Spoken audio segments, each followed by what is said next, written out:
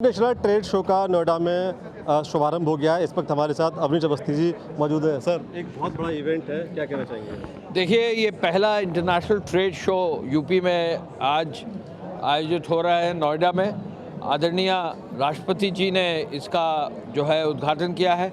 माननीय मुख्यमंत्री जी ने कहा है कि आदरणीय प्रधानमंत्री जी के मार्गदर्शन में और उनकी जो कह लीजिए विजन से ये उत्तर प्रदेश जो आगे बढ़ रहा है उसको शोकेस करने के लिए, ओडीओपी को शोकेस करने के लिए, हमारे प्रोडक्ट्स को शोकेस करने के लिए 70 कंट्रीज़ के साथ इंटरनेशनल ट्रेड शो आज आयोजित हुआ है। ये पहला प्रयास है, बहुत मजबूती से आगे बढ़ेगा। It's an international event. हम तो यही कहेंगे पूरे देश के लोग यहाँ आए और हमारे उत्तर प्रदेश को देखें।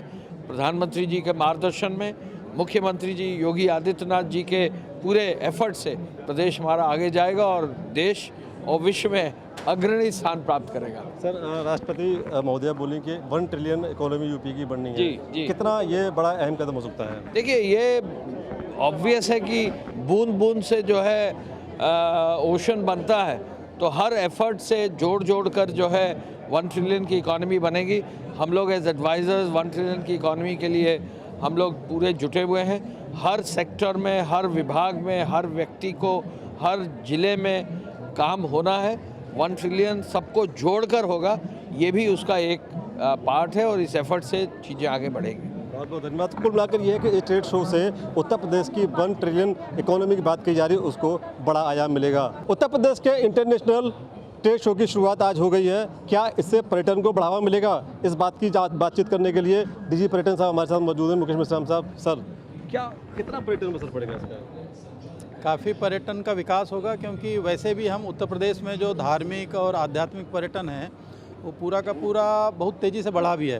क्योंकि हमारे यहाँ पे वाराणसी में जैसे ही काशी विश्वनाथ कॉरिडोर का डेवलपमेंट चालू हुआ, उसके बाद में कई गुना वहाँ पर पर्यटकों की आवाजाही बढ़ गई है। अब अयोध्या जैसे ही जनवरी से प्रारंभ हो जाएगा, फिर हमारी उम्मीद है कि यहाँ पर भी कई गुना पर्यटकों के देश से ही नहीं बल्कि विदेशों से भी लोग आना चालू कर देंगे। और काशी मथुरा उस तरफ भी डेवलपमेंट हो रहा है, फिर गोरखनाथ मंदिर उधर डेवलपमेंट हो रहा है। बुद्धिस्ट सर्किट को हम लोग काफ़ी तरीके से डेवलप कर रहे हैं। बुंदेलखंड का विकास के लिए हमने कई सारी प्लान बनाए हैं। जैसे बुंदेलखंड के किलों महलों को हम लोग हेरिटेज होटल के लिए दे रहे हैं, और फिर हमारे यहाँ पर इको टूरिज़्म की काफ़ी पॉसिबिलिटीज़ है।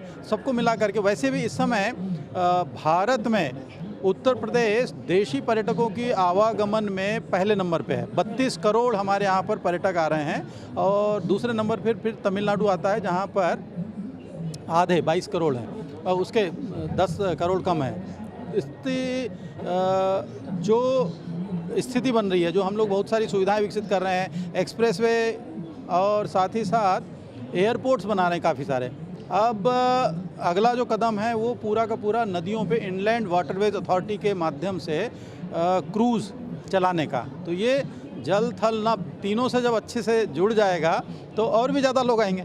सर, जो धार्मिक पर्यटन है उसके अलावा और तमाम तरह की साइटें हैं। आपने आगरा में भी देखा वो साइट है, वहाँ टूरिस्ट नहीं जा रहे हैं, उसको लेकर क्या ठोस कदम उठाया जा रहा है? आगरा के अलावा बहुत सारी साइटें ऐसी हैं जहाँ अभी टूरिस्ट नहीं आ रहे हैं। ऐसा है, बहुत सारी ऐसी जगह हैं जो लेसर नोन है या अननोन साइट्स हैं। वहाँ जब तक ब्रांडिंग मार्केटिंग नहीं करेंगे और दूसरी और सुविधाएं विकसित नहीं करेंगे, तब तक लोग वहाँ पे पहुँचेंगे नहीं। तो वो काम अब हम करने जा रहे हैं। हर एक का डेस्टिनेशन डेवलपमेंट प्लान तैयार कर रहे हैं कि वहाँ पे कमियाँ क्या है, टूरिस्ट को क्या क्या फैसिलिटीज़ चाहिए। शौचालय चाहिए, रुकने की व्यवस्था चाहिए, उनको अच्छे पानी की व्यवस्था चाहिए, कनेक्टिविटी अच्छी चाहिए, वो सारा कुछ कर रहे हैं। इसके अलावा वेलनेस टूरिज़्म के ऊपर काम कर रहे हैं, जिसमें हमने ये कहा है कि अगर कोई भी पंचकर्म आयुर्वेद के छोटे छोटे अगर सेटअप बनाता है तो उनको हम सब्सिडी देंगे। वो बहुत छोटे अमाउंट से भी चालू कर सकता है। 10 लाख रुपए का भी इन्वेस्टमेंट कर सकता है, एक छोटा अपने घर पे चालू कर सकता है, या टूरिस्ट प्लेस के 20 किलोमीटर के दायरे में वो अपना कहीं खेत में कहीं पे रिसोर्ट बना के चालू कर सकता है। तो 10 लाख से ले करके 500 करोड़ जितनी भी उसकी क्षमता है उतना वो तैयार करे।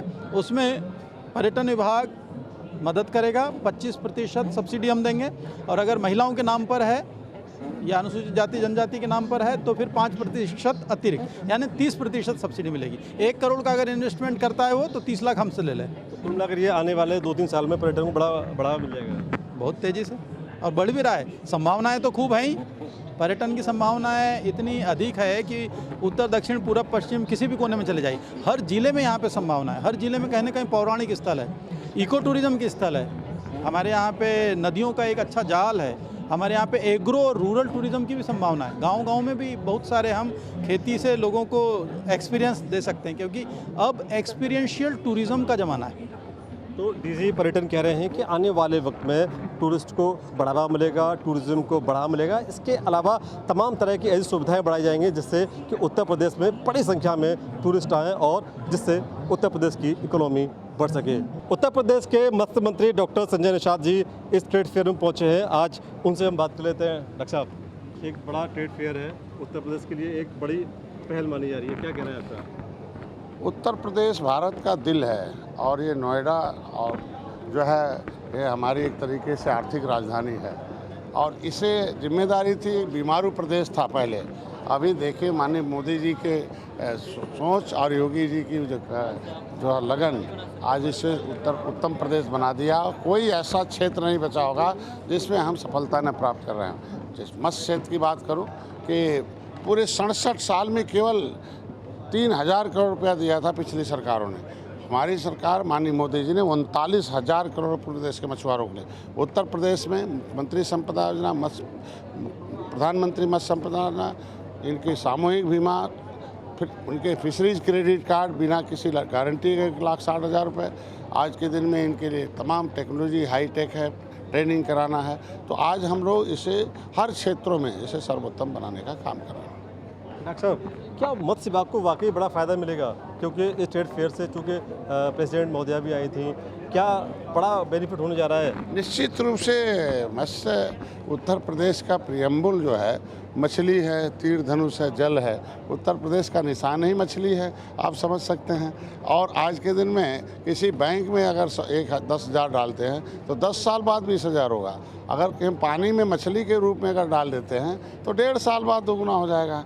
तो इससे बड़ा क्या हो सकता है? 10 पैसे के बच्चे को अगर हम नर्सरी लगाते हैं तो 10 पैसे के बच्चे डालें, 3 महीने में 3 रुपये का हो जाता है। तो इतना ग्रोथ तो कहीं है नहीं। हम एक बार काम करेंगे, रोजगार भी है, प्रोटीन युक्त भोजन भी है, गुणवत्ता युक्त, और फिर हमारी राजस्व की वृद्धि है। और आज के दिन में जल जीव का जो मैनेजमेंट है वो भी है, और इससे सर्वोत्तम ओमेगा 3 मछली में है और ब्रेन के लिए सबसे बड़ा है। तो आज के दिन में जो हमारी खाद्यान्न की समस्या थी, हम मछली से दूर कर सकते हैं, रोजगार की भी समस्या को मछली से। कुल मिलाकर डॉक्टर संजय निषाद कह रहे हैं कि इस ट्रेड फेयर से वाकई में बड़ा फ़ायदा हुआ। जो मत्स्य पालक हैं उनको भी बड़ा फ़ायदा मिलने जा रहा है और उत्तर प्रदेश की इकोनॉमी में भी इनका विभाग है जो अहम कदम उठा रहा है। तो कुल मिलाकर यह है कि इस ट्रेड फेयर से तमाम तरह की ऐसी बातें सामने आएंगी जो उत्तर प्रदेश की इकोनॉमी को आगे ले जाएंगी।